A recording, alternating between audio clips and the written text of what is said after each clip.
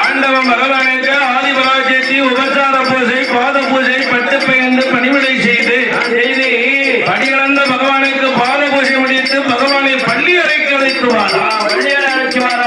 பள்ளி அறையிலே வந்து ஜப்பரமுஞ்சிய கட்டிலே சக்தியின் ஜீவனமாக அமர படிகளந்தல வந்திருக்கார் பகவான். உடனே பகவானுக்கு பார்வதி பாலுதான் பணம்தான் பஞ்சாமிர்த கனியை கொடுத்தார். நல்ல வயசுக்கு ஒண்ணுங்க என்று ஒன்னீர் உபச்சாரம் பண்ணாத மனையில் உண்ணாமல் இருப்பது கோடி வருமா. சாப்பிடுங்க சொல்லி விட்டு சாப்பிட்டோமா மனசுல ஒண்ணும் ஆசிரியர் ஒண்ணு வச்சு பேச விட்டு சாப்பிடக்கூடாது சொல்லியிருக்கார்கள். உப்புடன் முகமலர்ந்து உபசரித்தால் உண்மை பேசி உப்பில்லா கூலித்தாலும் உண்பதே அமிர்தமாகுமா. அப்படி உப்பில்லா கூலிடும் போது முகம் கடுக்க இட்டால் கப்பிட பசியின் கடுமசியம். எந்த சாப்பாடு கொடுத்தாலும் நல்லவனோ கெட்டவனோ வீடு தண்ணி வந்தவனுக்கு மனசார சந்தோஷத்தோடு பழைய சோறு கொடுத்தாலும் முகத்தில் அன்போடு கொடுக்கணும். அப்படி கொடுக்கும் போது இவன் எதுக்கு நம்ம வீட்டு கஞ்சி குடிக்க வந்தான், எதுக்கு சோத்துக்கு திண்டத்துக்கு நம்ம வீட்டுக்கு வந்திருக்கான் அப்படின்னு மனசார நினைச்சு அவனுக்கு சாப்பாடு கொடுத்தோம்னா முப்பழங்களை கொடுத்தாலும் எவ்வளவு பெரிய சாப்பாடு கொடுத்தாலும் மனசுல முகம் கெடுக்க கொடுத்தா கொடுக்கக்கூடிய சாப்பாடு கொடுக்க இருக்கக்கூடிய பசியை வந்து அவனுக்கு கடுப்பசி ஆயிடுவான். அதான் ஆதி பராஜயத்தை குதிரை இடுப்படியும் ஒன்ன மனையா கட்டிய கணவனுடைய பணம் அறியணுமா? நம்ம புருஷன் வேலைக்கு போயிட்டு வந்து இதைத்தான் சாப்பிடுவாரு அப்படின்னு பொண்டாட்டிக்கு புருஷனுடைய நிலைமை தெரியும். இதை அறிஞ்சி பராஜயிச்சு பகவானுக்கு படிகளந்து வந்தவருக்கு பால் வளத்தை கொடுத்தா.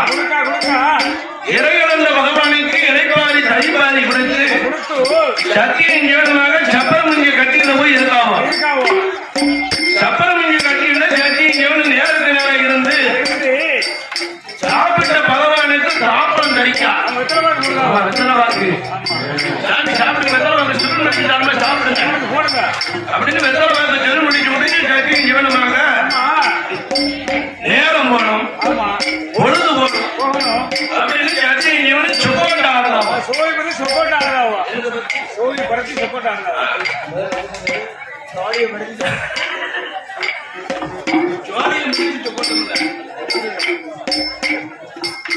சோகி பற்றி சத்தியின் ஜீவன் சுகோண்டா ஆடி சோகி விளையாடி கொண்டிருக்கான்.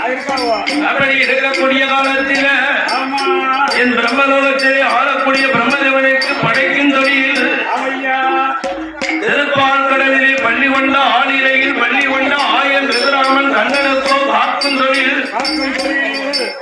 ஆதி கைலாசத்திலே இருக்கக்கூடிய சிவபெருமனுக்கோ அளிக்கும் தொழில் முத்தொழிலை மும்மூர்த்திகள் நடத்தி கொண்டிருக்கிறார்கள்.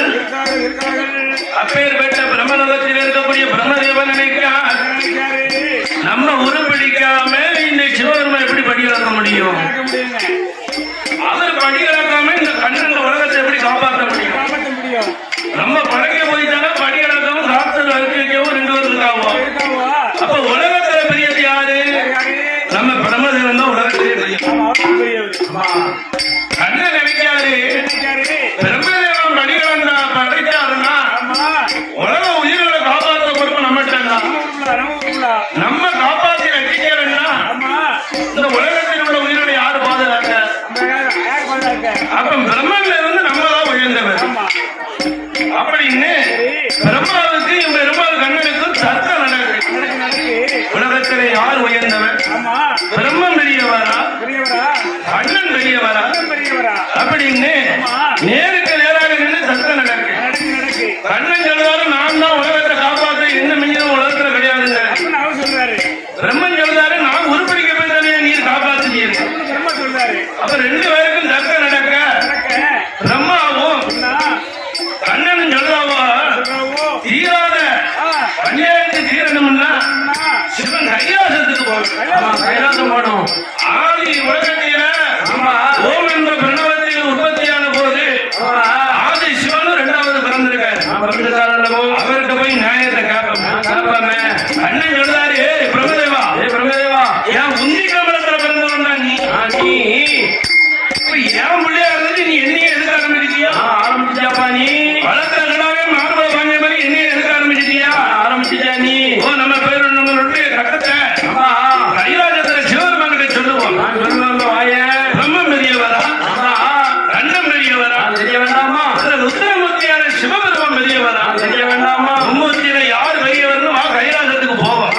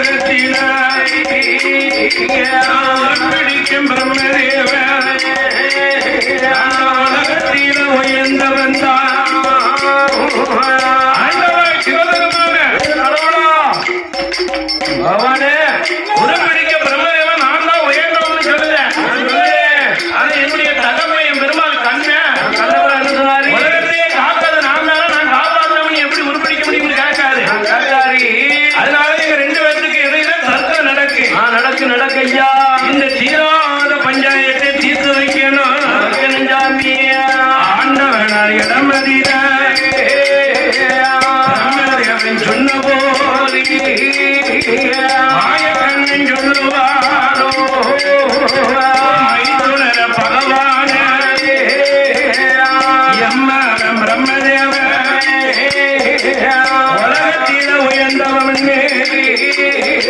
உள்ளத்தில என்னுதானே அகங்காரத்தை ஒடுக்கணும் அகங்காரத்தை போக்கணும்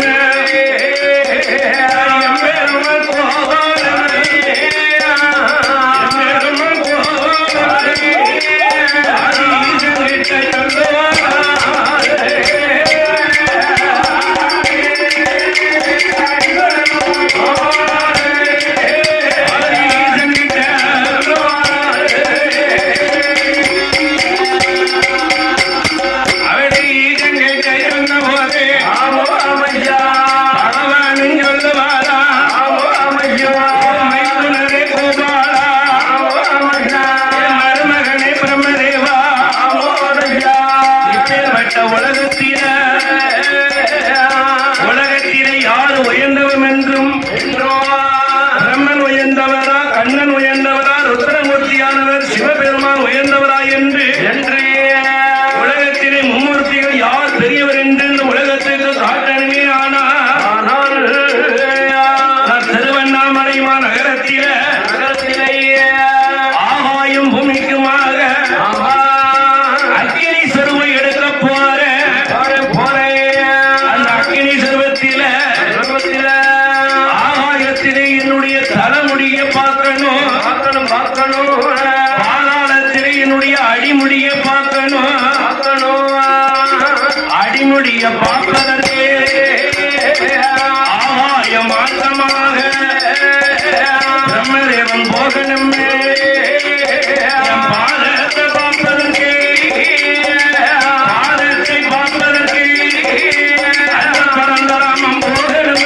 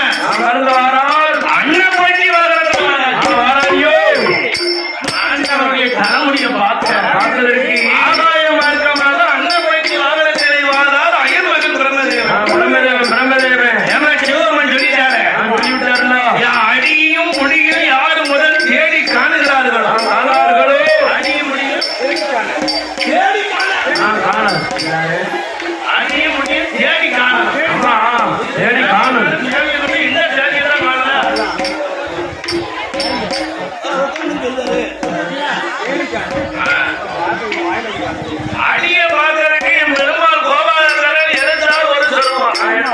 பாதாளத்துல பன்றி அவதாரம் இருக்காரு. பன்றி அவதாரம் ஆலயத்திலே ஆண்டக்கூடிய தலைமுடியை பார்ப்பதற்காக அன்னபட்சி வாகனத்துல பிரம்மதேவன் ஆதாய மாற்றமாக வராரு. இப்படி பாதாளத்தை கழித்து பன்றி அவதாரம் இருந்த என் பெருமாள் கண்டபெறான். ஒரு வருஷம் இல்ல 2 வருஷம் இல்ல 12,000 ஆண்டு பாதாளத்தை தொலைக்கிட்டு இருக்காரியா. பாதாளத்தை தொலைக்க பகவான் பாதத்தை பார்க்க முடியல. ஆலயத்திலே வளர்ந்து கொண்டு வராரே அன்னபட்சி வாகனத்துல பிரம்மதேவன் 12,000 ஆண்டு ஆலயத்தை நோக்கி பறந்துட்டே இருக்காரு. பார்க்க முடியலையே. 12,000 ஆண்டுவாக ஆலயத்தில் வைத்து பிறந்த வயமகன் பிரம்மதேவன் அவருக்கு நேராக சிவபெருமானுடைய தலைமுடியில் இருந்த தாளாம்பூ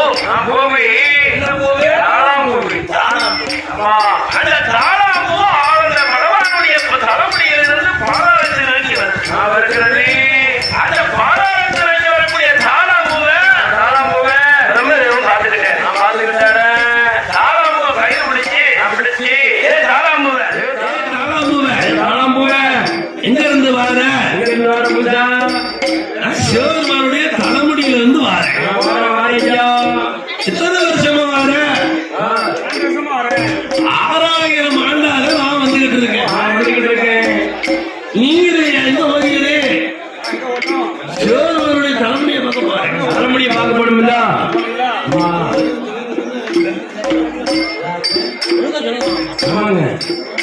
அப்ப நீங்க 12,000 ஆண்டு சிவபெருமான் தலைமுடியை பார்க்க வருகிறே. நானும் 6000 ஆண்டு அடிமுடியை பார்க்க வந்தேன். பிரம்மதேவன் தாளம்பு கிட்ட தாளம்புவ உனக்கு எனக்கு ஒரு ஒப்பந்தம் பேசிடுவோம். ஒரு எக்ரிமெண்ட் தெரியுமா? எனக்காக சிவபெருமான் கிட்ட ஒரு பொய் சொல்லிடு. என்ன பொய் சொல்லணும்? சின்ன பொய் தான். சிவபெருமானுடைய தலைமுடியை பார்த்தது பிரம்ம பண்ணு. எனக்காக நீ வந்து ஒரு பொய் சொன்னு வச்சுக்கோங்க. யாரு பெரியவங்கிற வாக்க தர்க்கத்துல நான் வெற்றி கிடைக்கும். கூப்பிட்டார் பிரம்மதேவன் கூப்பிட்டார். கைலாசத்துக்கு வந்தாரு. இறைவா பகவானே தலைமுடியையும் அடிமுடியும் பார்க்கணும்னு சொன்னீங்க. நான் தலைமுடியை பார்ப்பதற்கு அன்னப்பட்டி வாகனத்துல போனேன். நான் தான் முதலாக உங்களுடைய தலைமுடியை பார்த்தேன். அப்படின்னு பிரம்மதேவன் சிவன் கிட்ட பொய் சொல்றாரு. பகவான் கிட்ட பொய் சொல்லிட்டாரு. ஆண்டவன் சொல்றாரு இதுக்கு சாட்சி என்னப்பா? சாட்சி வேணுமில்லப்பா? உங்க தலைமுடியிலிருந்து ஒரு தாளாம்பு 6000 ஆண்டுகளாக கீழே வந்தது. பாதாளத்திற்கு வரும்போது நான் தாளாம்பு கூட்டுதான் உங்க பக்கத்துக்கு வந்திருக்கேன். என் மேல சண்டை இருந்ததுன்னா சாட்சிக்கு தாளாம்புவை கேளுங்க. ஏன்னா பிரம்மதேவன் சொல்லில கூட்டு வந்திருக்காரு. என்னபடி சொல்லிட்டாரு போய் சொல்லணும்னு உடனே தாளாம்புவானது இறைவா உங்களுடைய தலைமுடியை கண்டது இந்த பிரம்மதேவன். பிரம்மதேவன் முதல்ல கண்டார். அப்படின்னு சிவபெருமான் கிட்ட தாளாம்பு பொய் சாட்சி சொல்லுச்சு. இந்த பொய் சாட்சி சொல்லும் போது பகவான் என்ன மாயக்கண்ணன் சொல்றது ஏமா வெற்றி யார் பக்கம் தோல்வி யார் பக்கம் நிர்ணயிப்பதற்குரிய பொறுப்புல கண்ண சிவபெருமா இருக்காருங்களா. உடனே பாதாளத்தை தோற்றிக்கிட்டு இருக்காரு. பண்டி செல்வத்துல தோற்றிக்கிட்டு இருக்காருங்களா.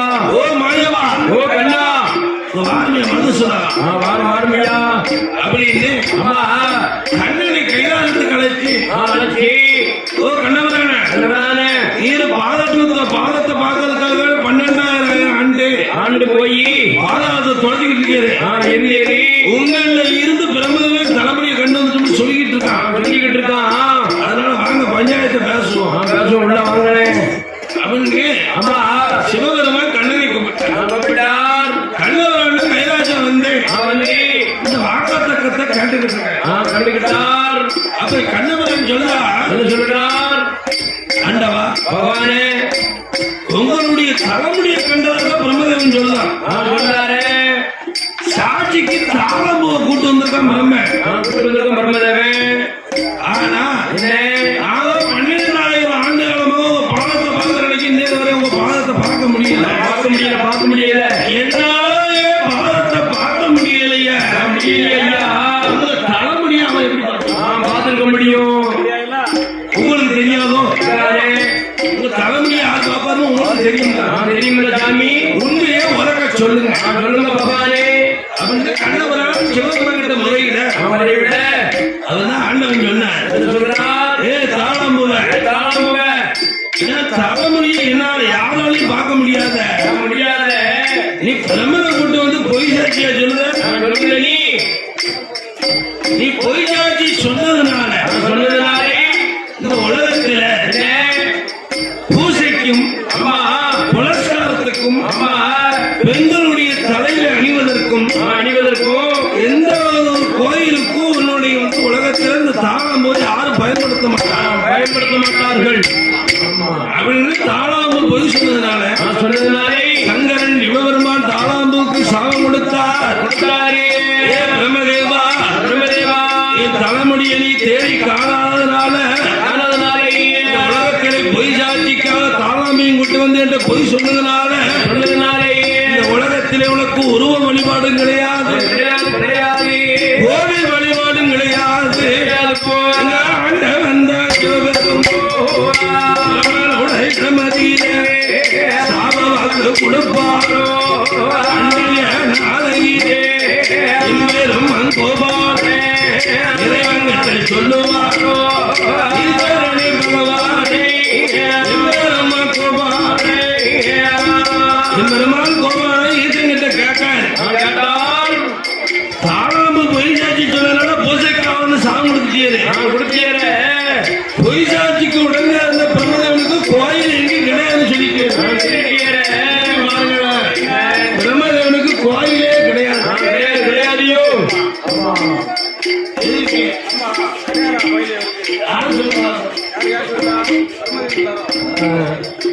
பிரம்மதேவனுக்கு சிவபெருமான் கொடுத்த சாபம்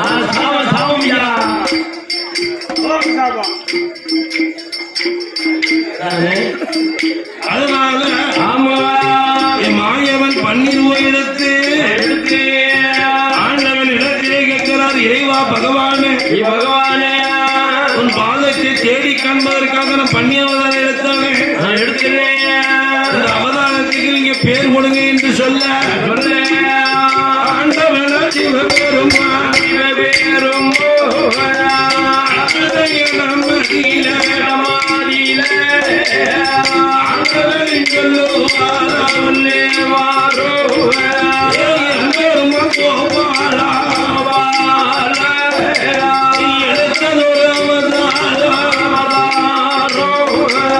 பண்டிதரும் கொண்டதான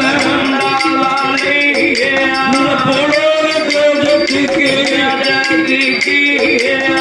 1008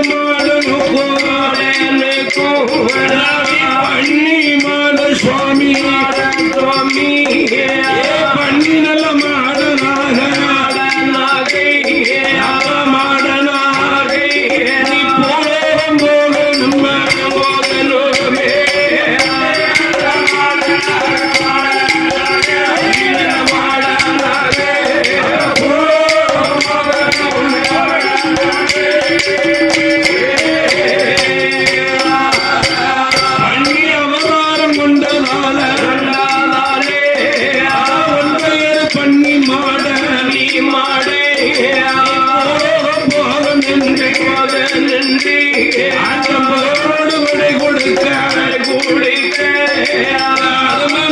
பண்ணி மாடே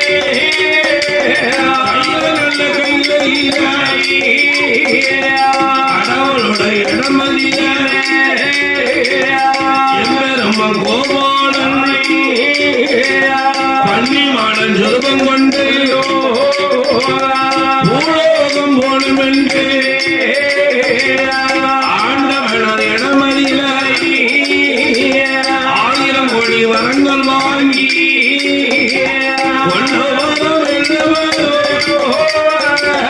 ஓடி வர வந்துவார் தீராத நோய்களத்தாரோ மாற்றுவாரோ மாறாத நோய்களத்தால் மாற்றுவாரோ 1000 கோடி வரங்கள் வாங்கி அழகு மகம் பண்ணி மானை தேசத்துக்கு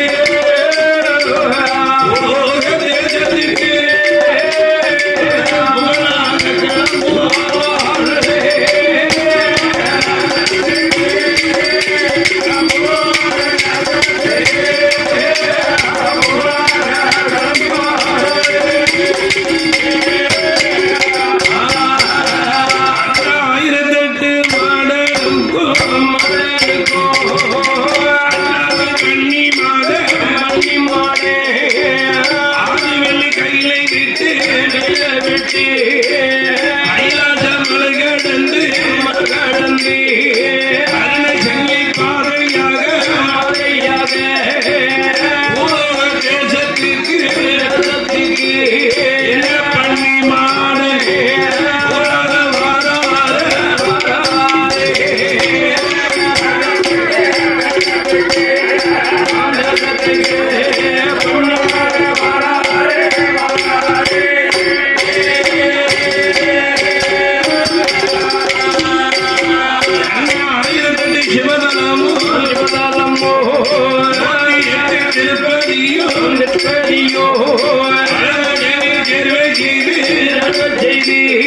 அழகு பிள்ளை பண்ணி மாட எங்க எங்க வருவாரோ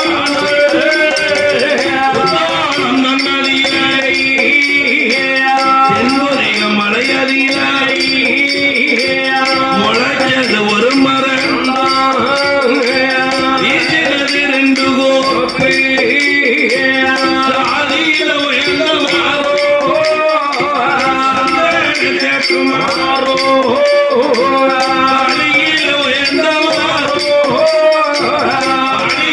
உயர்ந்த மாறோ அது வைரத்திற்கு மறந்தாலே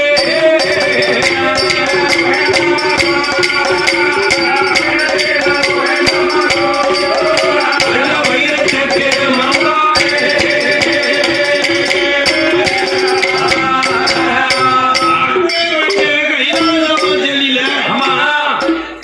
என் பெருமாள் கோபாலக்கண்ணனுக்கு பன்னிமாட சுவாமி என்று சிவபெருமான் பெயர் கொடுத்தார்.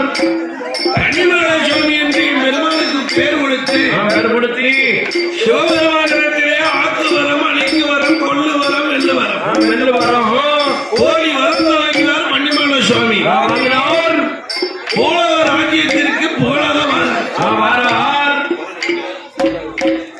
அப்படிப்பட்ட போலக தேசத்துக்கு வரும்போது 1008 சிவதலமும் 108 திருப்பதியும் ஆண்டவனுக்கு திருமொழி தேட்டம் 1008 சிவதலம் 108 திவ்ய தேசமாகியது.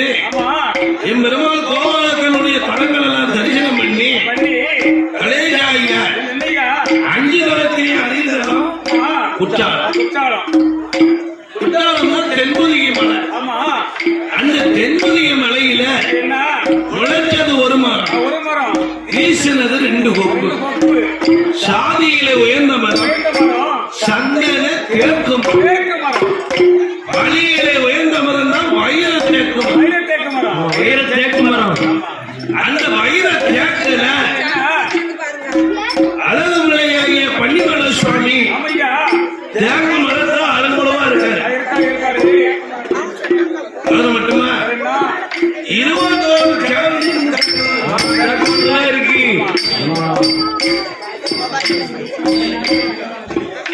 அந்த 21 தேவதைகள் ஐரத்தேக்கு மரத்திலே அலங்குலமாக இருக்க என் அழகு பிள்ளையாகிய பன்னிமாட சுவாமி தேக்கு மரத்திலே குழுவிருந்து அவர் உள்ளத்திலே என்னதான் வருவார் உண்டோ போவார் உண்டோ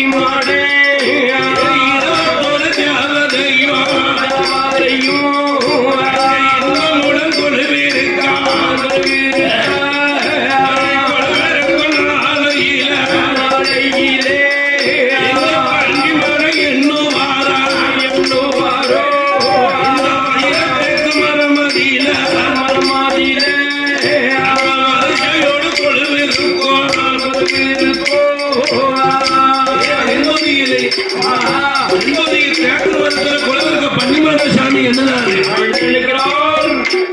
நம்ம மட்டுமல்லாமல் நம்மளை நம்பி 21 தேவதை இருக்கல்லவோ அந்த 21 தேவதைகள் குலவிருக்கக்கூடிய நாளையில ஆஹோ பன்னிமலை சாமி என்னதான் நமக்கு வருவாரோ போவாரோ யாருமே இல்லையா இல்லையே நமக்கு நம்மளை வைத்து வணங்குவதற்கு இந்த உலகத்திலே யாருமே இல்லையா இல்லையே இந்த பன்னிமலை என்னும் போதே அழக பிள்ளை பன்னிமலை அழகு 21 தேவதையோ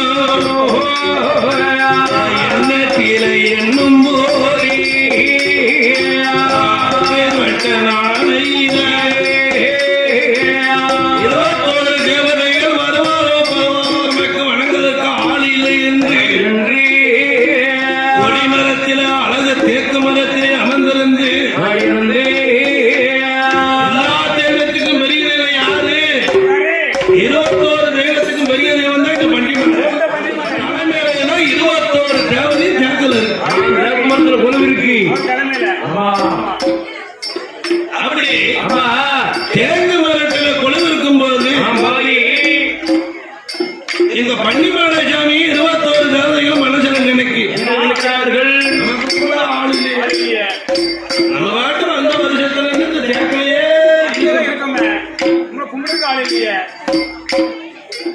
அப்படின்னு 21 தேவதைகள் எண்ணத்தில் எண்ணிக்கிட்டு இருக்கு தேவதா ஒரு தேவதை எடுத்துக்கிட்டோம்னா கும்பலுக்கு கோமரம் கும்பல கோமரம் இருந்தா தான் அந்த தெய்வத்தை ஆடியடி வாழையில வணங்குறதுக்கு வாரிசு வரும் வேணுமில்லா அப்படி வாரிசு இல்லைன்னா நம்மளை யாரு கும்பிடுவா கும்பிட மாட்டாங்கல்ல அப்பேற்பட்ட ஆமா தேவதைகள் 21 தேவதைகளையும் பன்னிமலை சாமியும் ஆமா தேக்க மரத்துல வந்து யார் வருவான்னு எதிர்பார்த்துட்டு இருக்காங்க காத்துக்கிட்டு இருக்கிறார். அந்த புத்தாள மலையில ஆமா 21 தேவதைகள் எதிர்பார்த்து கொண்டிருக்கும் போது என்ன நடக்க தெரியுமா இல்லையா நாட்டிலேயும் நல்ல நாடு நாகர்கள் புகழும் நாடு வட மட ஒளியும் நாடு நாடு கண்ணில் விளையும் நாடு கொலை பழுக்கும் நாடு சரமட ஒளியும் நாடு சரமிளகு காய்க்கும் நாடு மாலகட்டி போரடித்தார்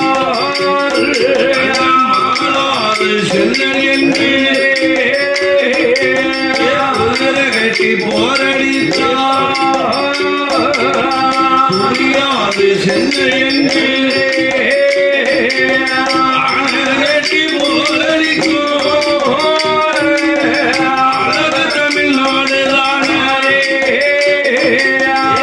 நாடு தேஜத்தினை ஒரு கலங்காடு ஒரு கலங்காடு அழகு கயற்றாறு நகரந்தானே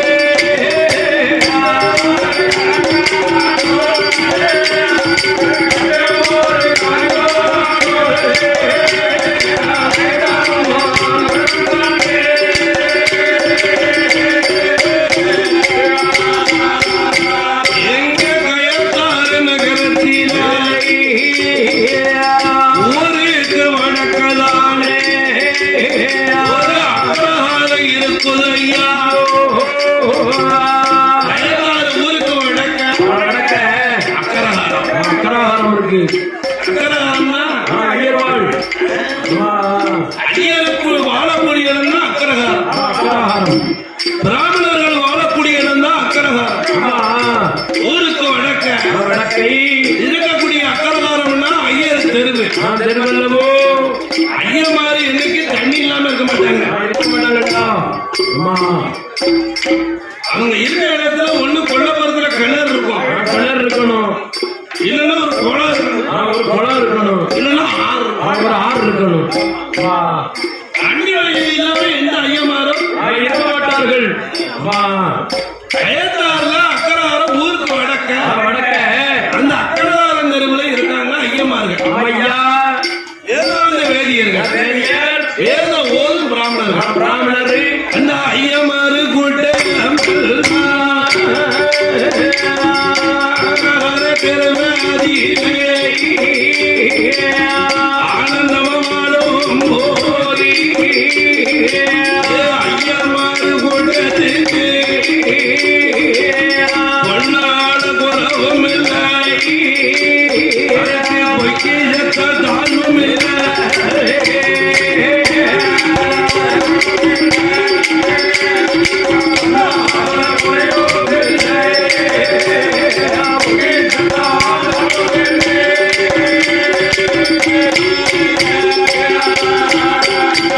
அந்த அக்கரகாரம் திருவதியில அந்தணர்கள் ஐயம்மார்கள் ஆனந்தமா வாழும் போது கயத்தாறு கண்ணறியாலை கசத்தாறு ஓடுதையா. கயத்தாறு என்னாரு? கசத்தாறு. அந்த கசட்டாருன்னு பேர் வர காரணம் எழுதுறீங்களா? ஒரு காலத்திலே அயோத்தியை கண்ட ஹரிராமனும் சீதாதேவியும் வனவாசம் வந்த காலத்தில் இந்த கயத்தாருக்கு ராமசாமியும் சீதாதேவியும் வாரார்கள்.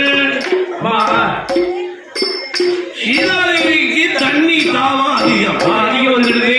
கயத்தாருக்கு வந்த உடனே சீதையினுடைய தண்ணி தாவத்தை தீர்ப்பதற்காக என் பெருமாள் கோவால கண்ணன் ராமசாமி வில்பாலம் எடுத்து ஒரு அம்பு எடுத்து தரையில போட அம்பு பட்ட இடத்துல ஒரு தரிஞ்சிடம் ஊத்து பொங்குதையோ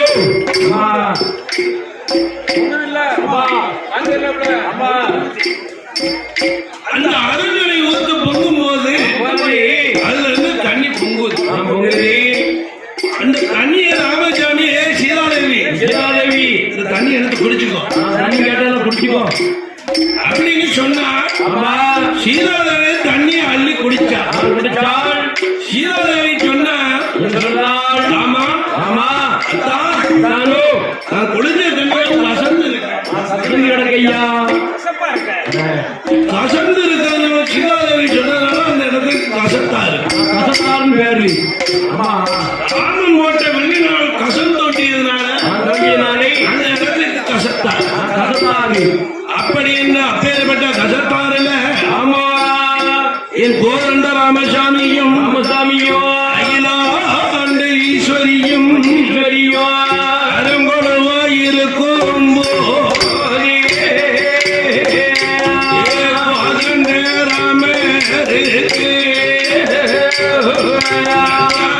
அகிலாண்ட ஈஸ்வரிக்கும் ஐயமாறு கூட்டமல்லால்